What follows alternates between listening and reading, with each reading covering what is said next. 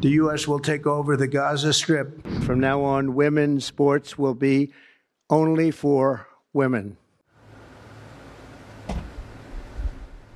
As President Trump nears a month in office, his landmark executive orders continue to make headlines.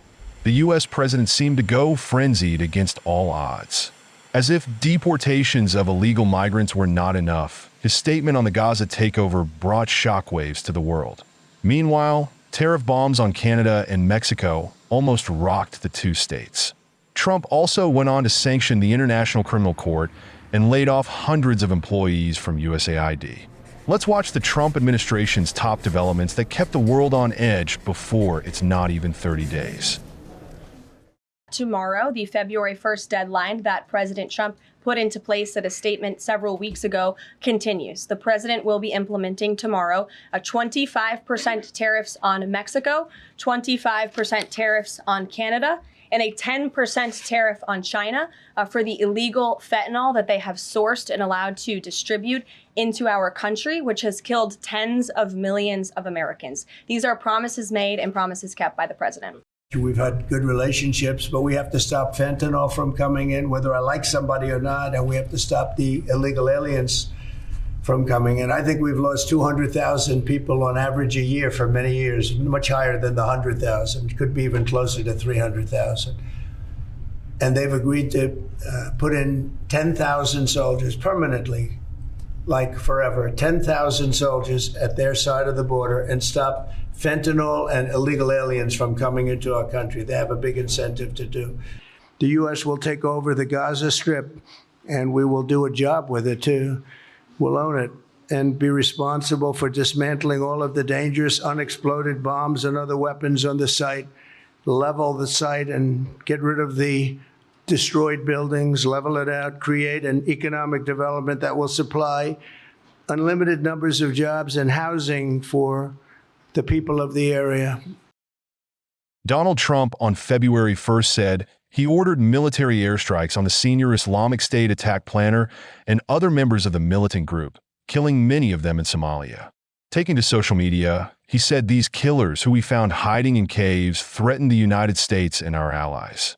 The strikes destroyed the caves they live in and killed many terrorists without, in any way, harming civilians.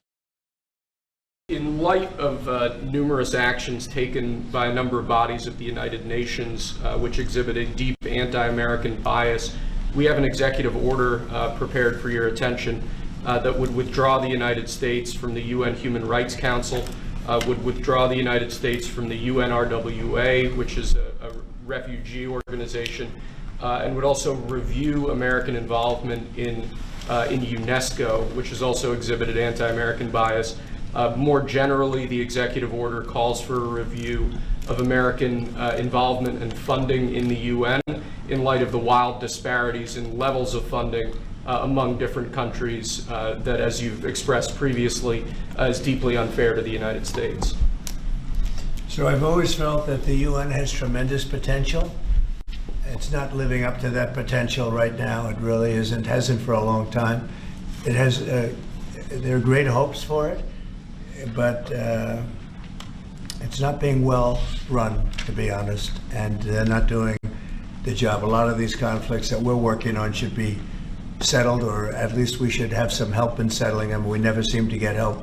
That should be the primary purpose of the UN, the United Nations. And again, it's got great potential, and based on the potential, we'll continue to go along with it, but they got to get their act together.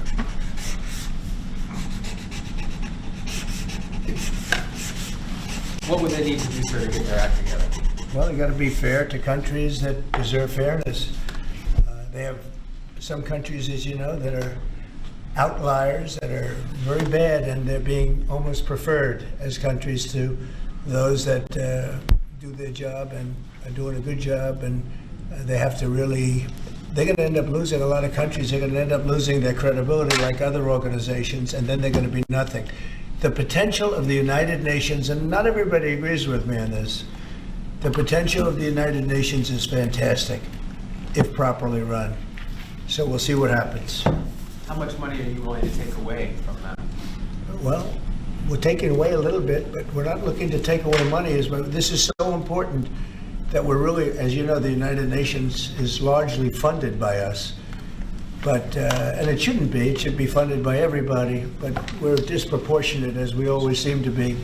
But it's something that if it ever lived up to the potential, in 10 minutes it would make up the difference. That's the kind of power it could have. Right now it doesn't have that power. The first flight carrying detained, undocumented migrants landed at Guantanamo Bay. Around 10 migrants were transported to Guantanamo Bay on a military aircraft. The Trump administration stated that the flight carried alleged members of the Venezuelan gang Tren de Aragua, but did not disclose specific charges or convictions. Critics argue that deporting migrants to Guantanamo may be illegal and could limit detainees' access to legal representation. Under the Trump administration, we will defend the proud tradition of female athletes, and we will not allow men to beat up, injure, and cheat our women and our girls. From now on, women's sports will be only for women.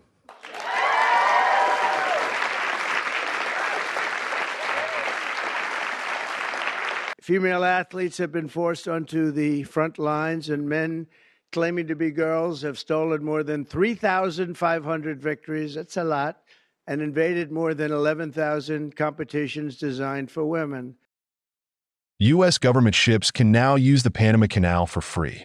That was according to the State Department on February 5th. It said the agreement would save the U.S. government millions in fees each year. There was no immediate comment on the claim from the Panama Canal Authority. But the news comes with the waterway becoming a focal point for Donald Trump's new administration. The Trump administration plans to keep fewer than 300 USAID staff out of over 10,000 worldwide, according to Reuters sources. The sources said only 294 agency staff would keep their jobs. The USAID website stated that as of midnight on Friday, all direct hires will be on leave except for key personnel and critical programs. Hundreds of internal contractors have been laid off, and life-saving programs around the globe have been left in limbo. The United States President Donald Trump is considering merging the U.S. Agency for International Development with the State Department to boost its efficiency and ensure that its spending is in line with his administration's agenda, a senior White House official said. President Trump has entrusted Elon Musk to oversee the efficiency of this agency, said the official, speaking on the condition of anonymity. He added that there were discussions about sending a notification to the U.S. Congress to inform lawmakers of the administration's plans. USAID's acting director, Marco Rubio, said that it is going to end when talking about its shutdown. I'm the acting director of USAID. I've delegated that authority to someone, but I stay in touch with him. And so the functions of USAID, there are a lot of functions of USAID that are going to continue, that are going to be part of American foreign policy, but it has to be aligned with American foreign policy. And this is not my frustration. This frustration has existed now for almost a quarter century, and multiple administrations that have gone through this challenge. It's going to stop and it's going to end. Amid the all-round crackdown against possible threats to the United States and its allies, President Donald Trump on February 6th authorized economic and travel sanctions on the International Criminal Court. The sanctions would target the people who work on International Criminal Court investigations of American citizens or U.S. allies such as Israel.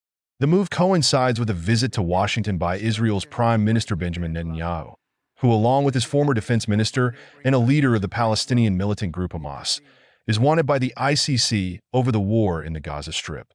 The International Criminal Court issued arrest warrants in November 2024 for Israeli Prime Minister Benjamin Netanyahu and his former defense chief, as well as a Hamas leader, Ibrahim al-Masri, for alleged war crimes and crimes against humanity in the Gaza conflict. Taking to social media, United President Donald Trump said that there was no need for Joe Biden to continue receiving access to classified information, and therefore his security clearances were immediately revoked and his daily intelligence briefings were stopped. Trump said he set this precedent in 2021 when he instructed the intelligence community, IC, to stop the 45th President of the United States from accessing details on national security, a courtesy provided to former presidents. Citing the Her report, Trump said that Biden suffers from poor memory and, even in his prime, could not be trusted with sensitive information. Have Have you directed Elon Musk to review Pentagon spending, given it's the biggest discretionary spending Yes, I in the have federal Pentagon, education, just about everything. We're going to go through everything, just as it was so bad with what we just went through with this horrible situation we just went through. And I guess 97% of the people have been dismissed. It was very, very unfortunate. You're not going to find anything like that, but you're going to find a lot. And I've instructed him to go check out education, to check out the Pentagon, which is the military. And, sadly, you'll find some things that are pretty bad. But I don't think proportionally you're going to see anything like we just saw. Your FBI has turned over a list to the Justice Department of the FBI agents who worked on the January 6 rioters cases. Are you planning to fire the FBI agents who worked on those investigations? No, but I'll fire some of them because some of them were corrupt. I have no doubt about that. I got to know a lot about that business, that world. I got to know a lot about that world, that we had some corrupt agents, and those people are gone, or they will be gone, and it'll be done quickly and very surgically.